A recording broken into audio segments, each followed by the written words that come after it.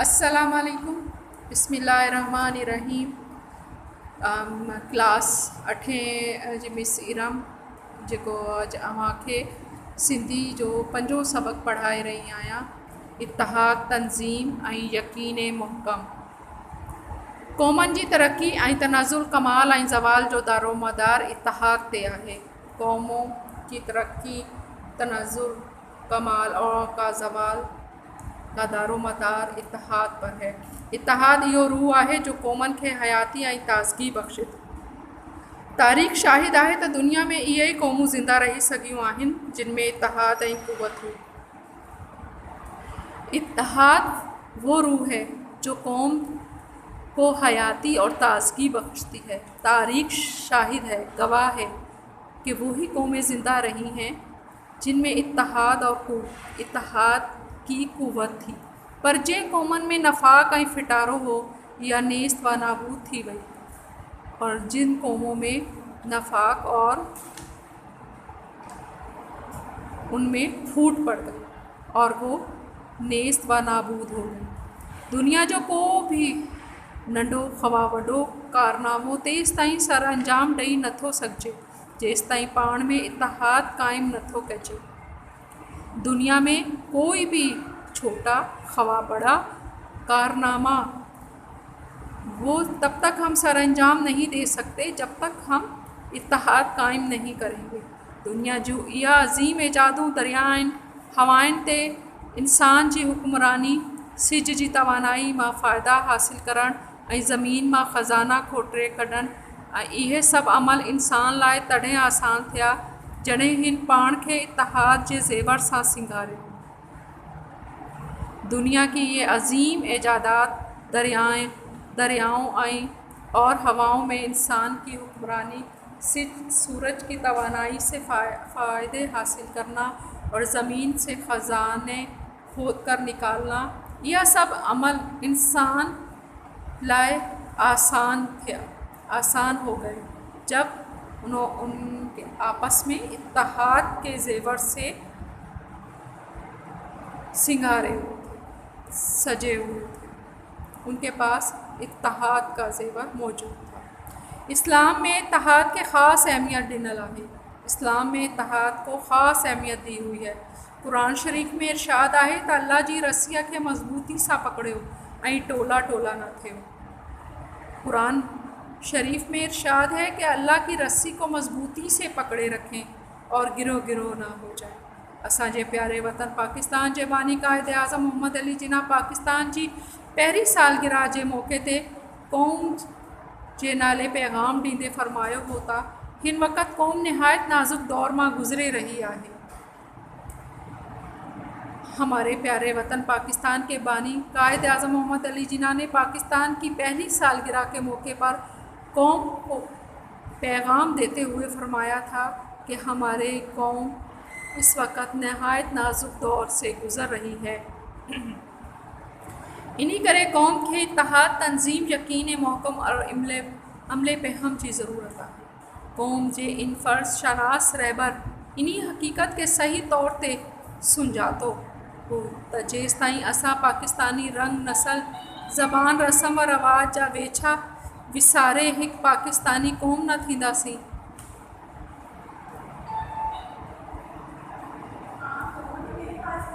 कौम के इस फ़र्ज़ शनास रहबर और इस हकीकत को सही तरह से पहचाना जब तक हमारे पाकिस्तानी रंग, नस्ल, ज़बान, रस्म व रिवाज की दूरी को मिटा नहीं देंगे और एक पाकिस्तानी कौम नहीं हो जाएंगे, तब तक हमारा वतन पाकिस्तान खातिर ख्वा कामयाबी हासिल नहीं कर सकेगा।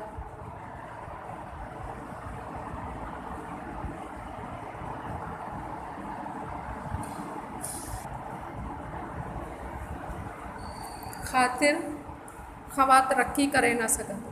तरक्की हासिल करण लाइ हमेशा अमल जी ज़रूरत हूंदी आहे, पर सही अमल तॾहिं थींदो जॾहिं क़ौम में मुकम्मल इत्तिहाद हूंदो। तरक्की तब हासिल कर सकते हैं हमेशा जिसमें कामयाबी के लिए हमेशा अमल की ज़रूरत होती है। सही अमल तब हो सकता है जब कौम में मुकम्मल तौर पर इत्तहाद मौजूद हो।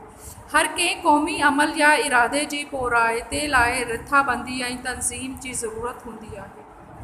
हर कौम को अमल या इरादे को पूरा करने के लिए एक मनसूबाबंदी और तंज़ीम की ज़रूरत होती है। क़ौमनि जी तरक्की ऐं बहबूदी लाइ इत्तहाद खां पोइ तंज़ीम जी ज़रूरत हूंदी आहे। क़ौमों में तरक्की और बहबूद के लिए इत्तहाद के बाद तंज़ीम की ज़रूरत होती है। फ़ौज जो ये खणी मिसाल वठो, फ़ौज की मिसाल ले लें। फ़र्ज़ करियो त कंहिं फ़ौज में इत्तहाद ऐं इत्तफ़ाक़ आहे, ताक़त आहे, जंगी साज़ो सामान भी कसरत सां आहे, पर जेकॾहिं इन्ही फ़ौज में तंज़ीम न आहे त इहा जंग जी मैदान में कामयाबी जी बजाय शिकस्त जो मुंहुं ॾिसंदी। फ़र्ज़ करें त फ़ौज में इत्तहाद और इत्तफ़ाक़ नहीं है, ताकत है, जंगी साज़ो सामान भी कसरत से है, और अगर इनमें फ़ौज में तंज़ीम नहीं है और वो सब अपने जंग के मैदान में कामयाबी के बजाय शिकस्त का मुंह देखेंगे। क़ौमनि जी तरक्की ऐं सरबुलंदीअ लाइ इरादे जी पुख्तगी यानी यकीन मोहकम जी भी ज़रूरत हूंदी आहे। कौमों की तरक्की और सरबुलंदी के लिए इरादे की पुख्तगी यानी यकीन मोहकम की भी ज़रूरत होती है। जेसिताईं कंहिं क़ौम खे पंहिंजे अमल ते मुकम्मल यकीन ऐं इन जी सदाकत में कामिल भरोसो न आहे, तेसिताईं इहा क़ौम इत्तहाद ऐं तंज़ीम जी ख़ूबिया हूंदे भी हिन दुनिया में को नुमाया कम ॾेखारे न सघंदी।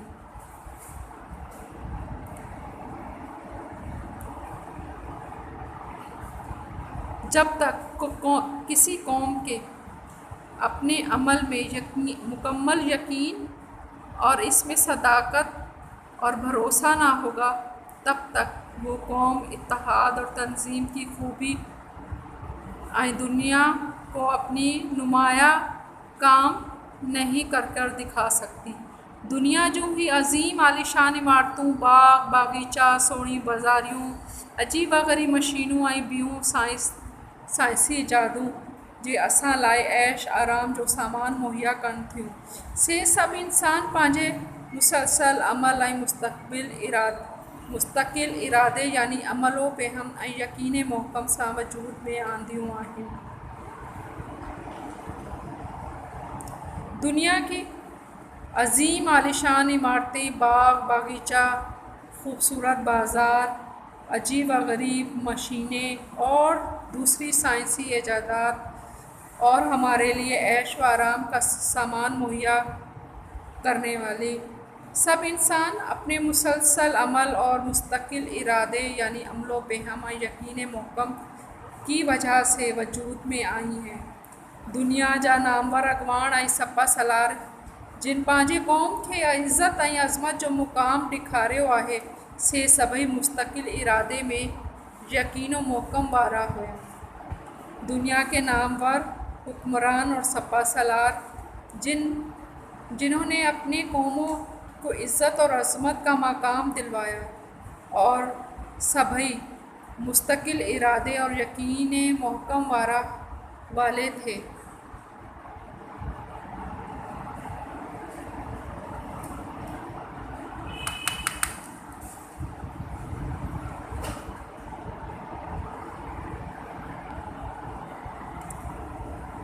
इन्हनि अज़ीम इंसाननि पंहिंजे मोहकम यकीन ऐं लाॻीती कोशिश सां क़ौमनि में इत्तहाद आणे खेनि तंज़ीम जी क़ुव्वत सां ताक़तवर करे दुनिया में सुरख़ुरू ऐं सरफ़राज़ बणायो आहे।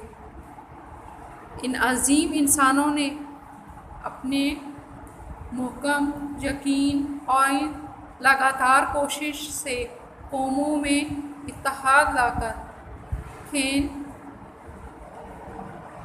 खेनि तंज़ीम जी क़ुव्वत सां ताक़तवर करे दुनिया में सुरख़ुरू ऐं सरफ़राज़ बणायो, और उन्होंने तंज़ीम की क़ुव्वत से ताकत से दुनिया में सुरख़ुरू और सरफ़राज़ बनाया है। तुर्किया जे अज़ीम रहनुमा गाज़ी कमाल अतातुर्क ऐं नंढे खंड पाक हिंद जे मुसलमान रहनुमा क़ाइद आज़म जा मिसाल असांजे अखियन आडो आहिन। तुर्की के अजीम रहनुमा गाजी कमाल अतातुर्क और बरे सग़ीर पाक हिंद के मुसलमान रहनुमा कायद आज़म के मिसाल हमारी आँखों के आगे मौजूद हैं। ताकि ता इन्हनि अॻवाननि इरादे जी क़ुवत ऐं महकम यकीन सां पंहिंजे क़ौम खे आज़ादीअ जी सादत सां हमकिनार कयो कि कैसे इन रहनुमाओं ने अपने इरादे और क़ुव्वत और महकम यकीन के साथ अपनी कौम की को आज़ादी की सादत से हमकिनार किया। ही होयो अजो जो पंजो सबक, जे बार के भी का भी डिफ़िकल्टी थे थी, मुश्किल थे थी इनके समझण में, इनके पढ़ण में, त वो स्कूल अची पुछी सघनि था। ही आहे हिन जी मार्क्स। हिन में 4 सवाल आहिनि, लफ़्ज़ मायने जुमला आहिनि, ज़िद आहे ऐं हीअ डेफिनेशन आहे। प्लीज़ मां हाणे हार्ड कॉपी पढ़ंदमि जंहिंमें ही सॼी मश्क हल थियल आहे।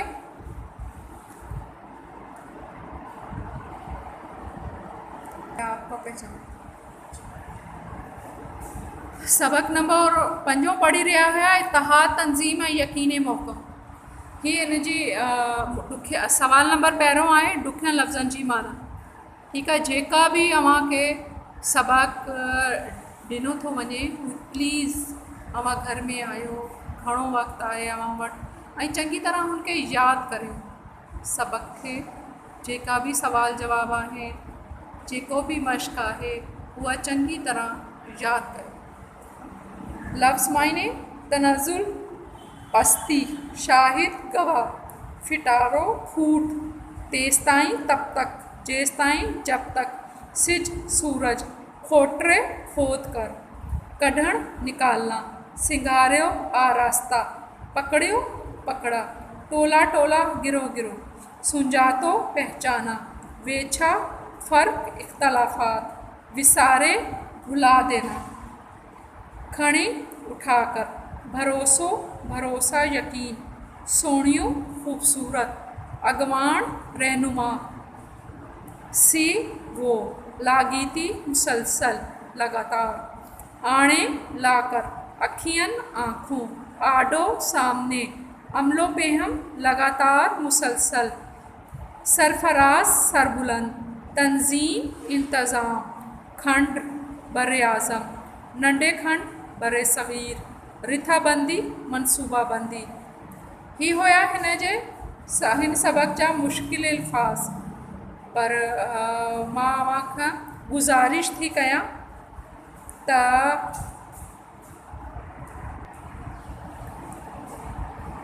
मुश्किल अल्फाज़ अगर सबक पढ़ंदे अव्हांखे ॿिया बि मुश्किल अल्फाज़ लॻनि त उहा अव्हां लिखी सघो था, ऐं जॾहिं अव्हां पंहिंजो कमु चेक कराइणु अचो त हुननि जी माना पुछी सघो था। ठीकु आहे, हाणे सवाल नंबर 2 आहे सवालनि जा जवाब। पहिरियों सवाल आहे इत्तिहाद न हुअण करे क़ौम खे कहिड़ो नुक़सानु थींदो। इत्तिहाद न हुअण करे क़ौम नेस्त ऐं नाबूद थी वेंदी। अगर कौम में इत्तिहाद ना होगा तो क्या नुकसान होगा। इत्तिहाद ना होने की वजह से कौम नेस्त और नाबूद हो जाएगी। सवाल नंबर 2 आहे इत्तिहाद मां कहिड़ा फ़ाइदा आहिनि। क़ौमनि जी हयाती, ताज़गी, तरक्की ऐं बुलंदी जो दारोमदार इत्तिहाद ते आहे। इत्तिहाद जे करे दुनिया जे अज़ीम इजादूं, दरियाहनि, हवाउनि ते इंसाननि जी हुक्मरानी, सिज जी तवानाई मां फ़ाइदा हासिल करणु, ज़मीन मां ख़ज़ाना खोटरे कढणु थींदा आहिनि। इत्तिहाद क़ौमनि खे सुरख़ुरू ऐं सरफराज़ बणाईंदो आहे। कौमों की हयाती, ताज़गी, तरक्की और बुलंदी का दारोमदार इत्तिहाद पर है। इत्तिहाद की वजह से दुनिया में अजीम एजादात, दरियाओं, हवाओं पर इंसान की हुक्मरानी, सूरज की तवानाई से फ़ायदा हासिल करना, ज़मीन से ख़ज़ाने खोद कर निकालना वगैरह। इत्तिहाद कौमों को सुरखरू और सरफराज बनाती है। सवाल नंबर 3 है तंजीम छो ज़रूरी है। क़ौमनि जी तरक़ी ऐं बहिबूदी लाइ तनज़ीम बि ज़रूरी आहे, छो त इतिहाद ऐं इत्तफ़ाक़ हूंदे ई तनज़ीम जे बग़ैर क़ौम जी तरक़ी मुमकिन न आहे। कौमों की तरक्की में बहबूद और तंजीम भी ज़रूरी है, क्योंकि इत्तेहाद इत्तफ़ाक़ की वजह से तंजीम के बग़ैर कौम की तरक्की मुमकिन नहीं है।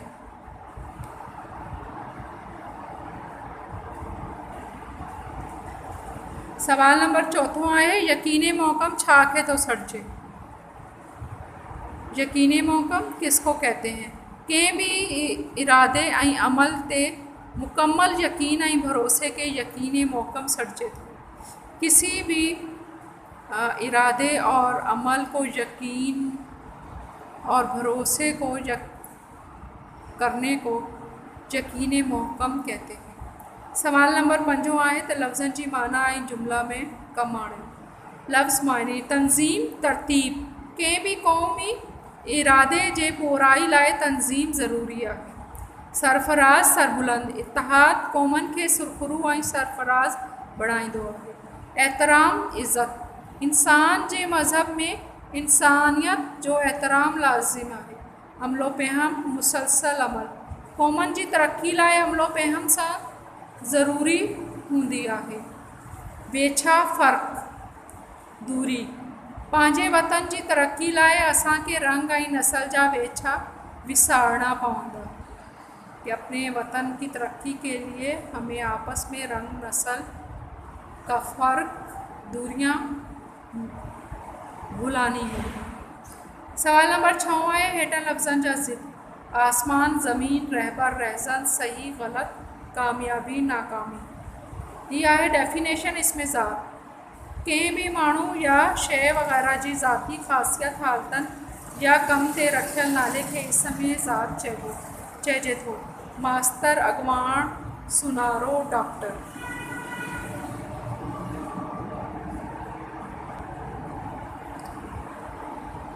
तो सबक जो ख़ुलासो आहे, मां जेको सबक आहे चौथों उहा सभु तफ़सील सां तर्जुमे सां पढ़ियो आहे। हिन जे करे ख़ुलासो अव्हांखे चङी तरह पढ़ण सां सम्झ में अची वेंदो। ही सिंधी उर्दू पैराग्राफ। सबक मां कुछ ख़ासि पैराग्राफ वरिता विया आहिनि। पहिरों पैराग्राफ आहे, क़ौमनि जी तरक्की तनज़ुल कमाल ऐं ज़वाल जो दारोमदार इत्तेहाद ते आहे। इत्तेहाद इहो रूह आहे जेको क़ौमनि खे हयाती ऐं ताज़गी बख़्शे थो। तारीख़ शाहिद आहे त दुनिया में इहा क़ौमूं ज़िंदा रही सघनि थियूं जिन में इत्तेहाद जी क़ुवत हुई, पर जंहिं क़ौम में नफ़ाक़ ऐं फिटारो उहा नेस्त व नाबूद थी वई। तर्जुमो, कौमों की तरक्की और तनज़ुल कमाल ज़वाल का दारोमदार इत्तेहाद पर है। इत्तेहाद वो रूह है जो कौमों को ज़िंदगी और ताज़गी बख्शता है। तारीख़ गवाह है कि दुनिया वही कौमें ज़िंदा रह सकी हैं जिनमें इत्तेहाद की क़ुव्वत थी, लेकिन जिन कौमों में नफ़ाक़ और लड़ना झगड़ना वो नेस्त व नाबूद हो गए। पैराग्राफ नंबर 2, इस्लाम में इत्तेहाद के ख़ासि अहमियत ॾिनल आहे। कुरान शरीफ़ में इरशाद आहे त अल्लाह जी रस्सी के मज़बूती सां पकड़ियो, टोला टोला न थियो। असांजे प्यारे वतन पाकिस्तान जे बानी क़ाइद आज़म मोहम्मद अली जिन्ना पाकिस्तान जी पहिरीं सालगिरह जे मौक़े ते क़ौम जे नाले पैगाम ॾींदे फ़रमायो त हिन वक़्त क़ौम निहायत नाज़ुक दौर मां गुज़री रही है। तर्जुमो, इस्लाम में इत्तेहाद को ख़ास अहमियत दी गई है। कुरान शरीफ में इरशाद आहे त अल्लाह की रस्सी को मजबूती से पकड़ो और टुकड़े टुकड़े ना हो। हमारे प्यारे वतन पाकिस्तान के बानी क़ाइद आज़म मोहम्मद अली जिन्ना की पाकिस्तान की पहली सालगिरह के मौके पर कौम के नाम पैगाम देते हुए फरमाया कि इस वक़्त कौम निहायत नाजुक दौर में से गुज़र रही है। आई सवाल नंबर 9 आहे, हेठि ॾिनल हर हिकु सवाल लाइ सही जवाब चूंडियो। पहिरियों नंबर आहे, क़ौमनि जी तरक्की ऐं तनज़ुल कमाल ऐं ज़वाल जो दारोमदार डैश ते आहे, इत्तेहाद। नंबर 2, डैश इहो रूह आहे जेको क़ौमनि खे हयाती ऐं ताज़गी बख़्शे थो। छा केरु थो बख़्शे? इत्तेहाद। नंबर 3, इस्लाम में डैश के ख़ासि अहमियत ॾिनल आहे, इत्तेहाद। नंबर चौथो, क़ौमनि जी तरक़ी लाइ इतिहाद खां पोइ डैश जी बि ज़रूरत हूंदी आहे, तंज़ीम। नंबर पंजो, तुर्की जो अज़ीम रहनुमा डैश हो, कहिड़ो हुयो? Kemal Ataturk. नंबर छह, तरक़ी हासिल करण लाइ हमेशा डैश जी ज़रूरत हूंदी आहे, अमल जी। नंबर सतो, जे क़ौम में डैश ऐं फिटारो हो उहा नेस्त व नाबूद थी वई, छा हुयो? नफ़ाक़, जंहिंमें इतफ़ाक़ न हुजे। नंबर अठो, क़ुरान शरीफ़ में इरशाद आहे त अल्लाह जी डैश खे मज़बूती सां पकड़ियो ऐं टोला टोला न थियो, छा पकड़ियो? रस्सी। नंबर 9, हर कंहिं क़ौमी अमल या इरादे जे पोराई लाइ रिथाबंदी ऐं डैश जी ज़रूरत हूंदी आहे, छा जी ज़रूरत हूंदी आहे? तंज़ीम जी। नंबर 10 आहे, नंढे खंड पाक व हिंद जो मुसलमान रहनुमा डैश हो, केरु हुयो? क़ाइद आज़म मोहम्मद अली जिन्ना। नंबर 11, हिन वक़्त क़ौम निहायत नाज़ुक डैश मां गुज़रे रही आहे, दौर मां।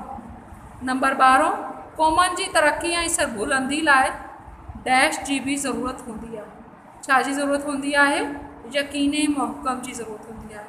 हीउ हुयो असांजो 5हों सबक़ु ऐं हुन जी मश्क, जेकी मां तफ़सील सां पढ़ी ऐं जेकी हार्ड कॉपी जेकी मश्क असां हल कई आहे उहा बि मां सॼी अव्हांखे पढ़े करे ॿुधाई।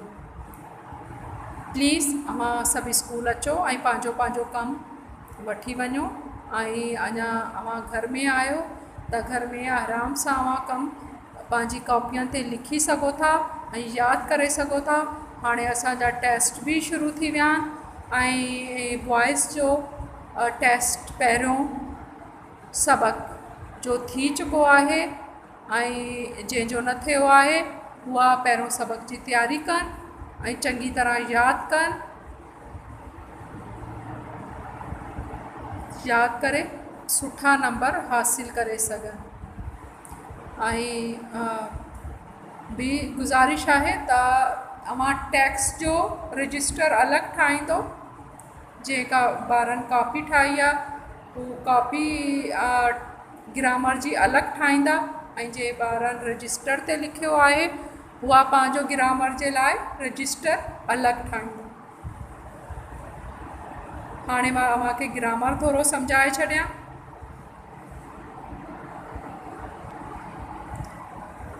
ग्रामर आहे, सभिनीनि ॿारनि खे गुज़ारिश आहे त ग्रामर जे लाइ अलॻि रजिस्टर वठी करे कमु कनि। त जीअं अव्हां इंग्लिश में पार्ट्स ऑफ स्पीच पढ़ंदा आहियो ईअं ई सिंधी में बि 8 लफ़्ज़ आहिनि ऐं अव्हां सभु हीअ 6 में बि 5 में बि पढ़ी आया आहियो। इसम, ज़मीर, सिफ़्त, फ़ेल, ज़र्फ़, हर्फ़े जर, हर्फ़े जुमिलो, हर्फ़े निदा, नाउन, प्रोनाउन, एडजेक्टिव, वर्ब। असां मिड टर्म में 4 डेफिनेशन 4 सिफ़तूं पढ़ंदासीं। इसम जी तारीफ़ लिखी, मिसाल लिखी, पोइ असां इसम जा पहिरें इक़साम लिखंदासीं, पोइ ज़मीर जी तारीफ़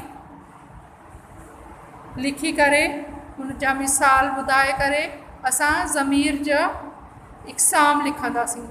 बाक़ी 2 डेफिनेशन सिफ़्त ऐं फ़ेल बाद में लिखंदासीं।